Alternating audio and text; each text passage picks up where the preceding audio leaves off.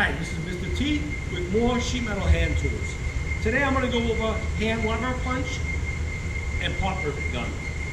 They kind of go hand in hand because a lot of times you use the hand lever punch to make the hole that you put the rivet through. So hand lever punch, just as the name implies, it's a hand operated punch that works on the lever principle. To remove or change the dies, we remove the screw.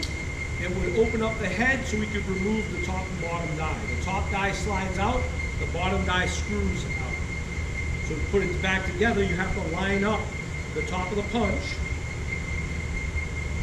into the groove slot, slide it into place, and then we can return the screw into its place. They have different size bits, different size punch and die, I should say. I happen to have a 1/8 in here. This tool will do up to 16 gauge mild steel. However, the larger the size hole cuts down that capacity. So if I were trying to punch a 1/4 inch hole, I would not be able to do that in 16 gauge mild steel.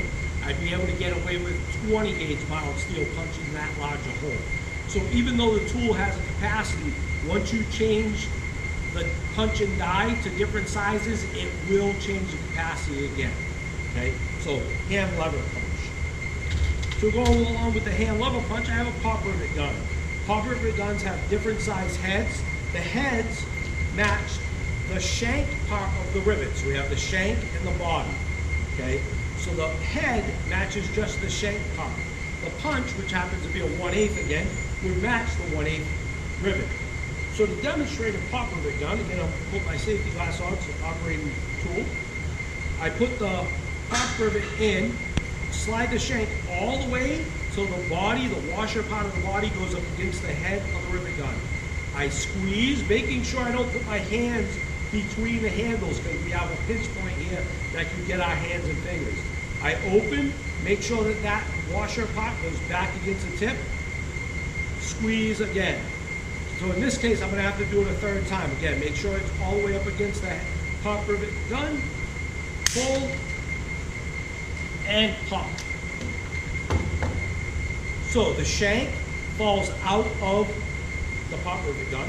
The rivet would actually be trapped between at least 2 up to 4 or more pieces of material stacked. That would determine what length the body of our rivet would be. So again, all it does is pull and compress and traps our material together.